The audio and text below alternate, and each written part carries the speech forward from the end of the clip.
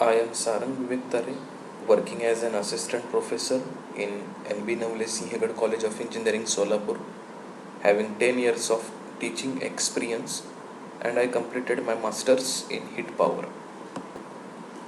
Now today we are going to see unsteady state heat conduction. As we already have discussed what is meant by steady state, now today we will discuss about the unsteady state. If temperature of body doesn't change with respect to time, then it is known as steady state, and mathematically we can denote it dou t by dou tau is equal to 0. But if there is a sudden change in its surface temperature, then this body attains an equilibrium temperature after some time. So during this period the temperature varies with respect to time, and body is said to be in an unsteady state or transient state, which is known as the unsteady state, and this phenomenon is time dependent. Let's have some example. The first example is cooling of ice engines, automobile engines, heating and cooling of heat treatment of metals by quenching, brick burning, vulcanization of rubber, and there are so many such examples. Next is lumped parameter analysis. If you see, the all solids have a finite thermal conductivity, and there will be always temperature gradient inside the solid whenever heat is added or either removed. But for solids of large thermal conductivity, which is generally denoted by K, with surface areas that are large in proportion to their volume, like thin metallic plates or wires, the internal resistance, generally shown by L by Ka, L is the thickness, K is the thermal conductivity, and A is the area, can be assumed to be small or negligible in comparison with the convective resistance, that is 1 by Ha at the surface. Therefore, internal resistance is very small than that of convective resistance. So the process in which internal resistance is considered very negligible in comparison with the surface resistance, it is known as Newtonian heating or cooling process. Such analysis is called as lumped parameter analysis. Now we will see briefly. Now consider a body of any shape of mass m, volume v, surface area As, density ρ, specific heat Cp at a uniform temperature Ti. Ti is also known as initial temperature. Concentrate on this word, initial temperature. If you see, at tau is equal to 0, tau indicates time, the T indicates Ti, that means initial temperature. But when tau is greater than 0, means if we count the time, so of course temperature is going to change with respect to time, therefore T is equal to f of tau. This body is placed into medium at temperature T infinity, and heat transfer takes place between the body and environment with the heat transfer coefficient of H. Assume lumped system analysis so that temperature remains uniform within the body at all times and changes with time only.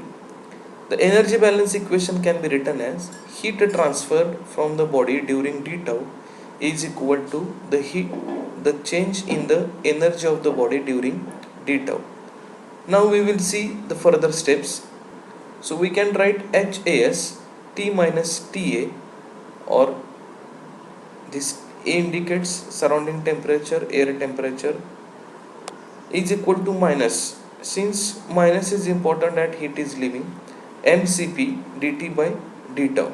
We know mass is equal to density into volume, so we will put this value. Our equation becomes HAS inside the bracket T minus Ta is equal to minus rho Vc dt by d tau. Now we will integrate this equation and with some modifications. What are those modifications? Let us see. This t minus ta we will shift on opposite side, and this rho vc we will shift on the left hand side. So the equation becomes like this. Go through this equation. Once we take the integration, you will find out ln t minus ta is equal to this minus a h a s divided by rho vc remains as it is.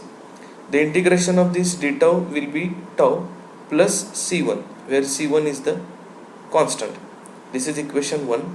Now to calculate this value of c1, we need to put boundary condition. The first boundary condition is at tau is equal to 0, t is equal to ti. Concentrate tau is 0 means time have not started, t is equal to ti means initial temperature. So if you put these values in equation 1, you will find out c1 value becomes ln ti minus ta. Now put this value of c1 in equation 1. So equation 1 becomes ln t minus ta is equal to minus has divided by rho vc into tau plus, instead of c1 now we will write ln ti minus ta. With some modification, this t minus ta remains as it is. This ti minus ta will be shifted on the opposite side, that is left side. So it becomes ti minus ta is equal to, we will shift all this quantity on right hand side and we will use the logarithmic rule. So it becomes exponential minus has divided by rho vc into tau, and finally equation becomes t minus ta divided by ti minus ta is equal to e raised to minus has divided by rho vc into tau.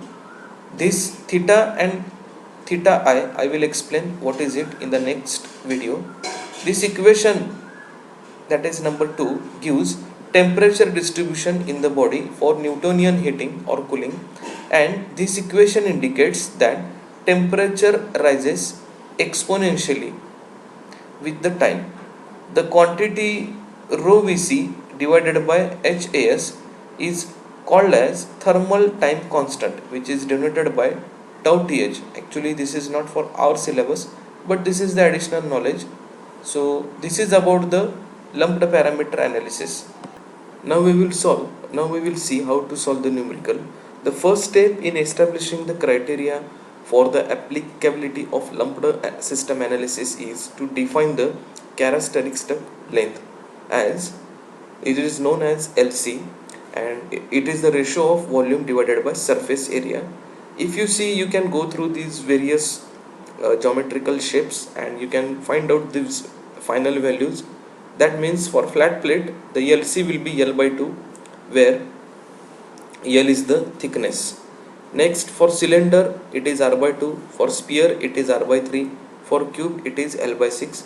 You can go through these formulas, or you can keep in mind these shortcuts, and you will understand how to calculate the LC.